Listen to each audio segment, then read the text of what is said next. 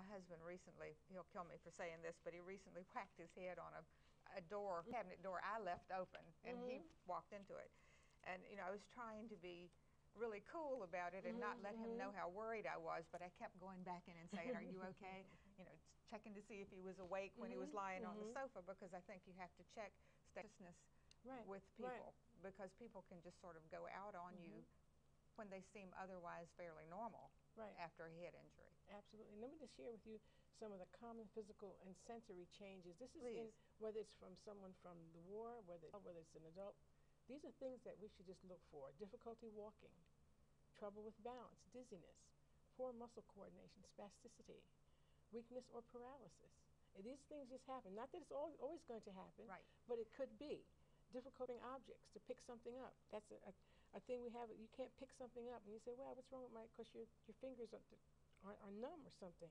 Headache, visual disturbances, hearing disturbances. The hearing I was not aware of. Yeah, hearing disturbances. I met with a gentleman, he's a post-stroke survivor, and he said the stroke only left him with lack of hearing in one ear. Isn't that something? He had the stroke, he said, just today. He said, lack of hearing, he said, I just can't hear in one ear, that's how it left me. And he was really glad that I gave him the information on the problems with speech and motor control, fatigue, and seizures. That's another thing that can come about. You can start having seizures. It's not necessarily epilepsy, because you didn't have it before, but after a brain injury, you may have a seizure disorder. And these things don't necessarily have to be within the first 5 or 10 minutes. No, this no, is something that just comes along as you move along. It can be a month later, it can be a few months later, it can be a year. Things just happen slowly. That's why you have to be so aware. And even after the injury and you think the time has gone by, you still need to keep up in the front of your head the possibility that if this person starts acting differently, that you need to maybe get some medical attention. And there was a high number of children that have fallen out of supermarket carts. Right. So now when I go in the supermarket, the first thing I do, if I see a child in a cart, I hope the belt is on, because they fall out and they usually sustain a concussion. Oh, that's so scary. When you said child, it made me think of something that you see in the news almost daily anymore. Is about shaken baby syndrome. Yes. And so many children are dying from this.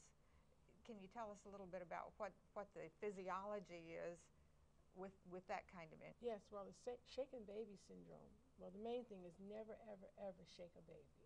You don't shake a baby. When you shake, if someone shakes a baby, they're shaking this child, and their head is going back and forth, and their brain is in ragged cranium. Inside is jagged like so, and so the little head, the little brain is bouncing back and forth and side to side, and that's called a coup contre coup brain injury, because it's all over. And oftentimes the child dies, and they end up with a brain injury. You don't know what happened, but you've shaken that baby. You be quiet, whatever it is, never ever shake a baby, and that is, it's a traumatic brain injury to that child. They will never possibly develop fully if they don't die. I think it's important to say that too, to everybody who's watching us. These things can happen when you just lose your temper for 5 seconds. Yes, and, that's right. It could be an insidious thing that the next day, you know, you've lost your child. How, Judith, treat these injuries?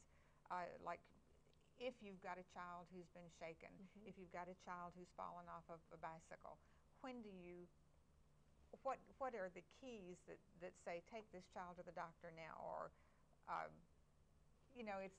Any symptom that you feel is not right with that child or that person, get them to the doctor immediately after. And in getting the medical treatment, oftentimes children go in and out of the ER, or people, you can't see the silent epidemic, see the symptoms right away.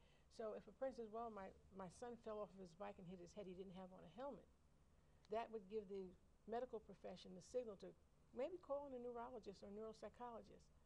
The neuropsychologist will do the evaluation to see how much it is and how much you have, how are your sensory skills and everything, or how everything is going. And that's the follow-along care that you need, but it needs to be done immediately if possible. Right. You know, when my husband hit his head on the cabinet, I thought, should I have taken him? But, you know, he's pretty way he usually is. So, you know, I didn't see any big changes, but you still wonder if you've made the right decision, you know, not to take somebody or to take somebody. But it just can't hurt to get that person checked out, if they so desire, you know, if they so desire. you told me that you end up sometimes having long-term relationships with some of your patients. Yes. And that some of them, you know, they come in and you think this is somebody that probably is not going to be fully functional, and then something will happen and they come through, and that has to be so rewarding when you're working with those people. Yes, it is very rewarding. I work with the Brain Injury Support Group here.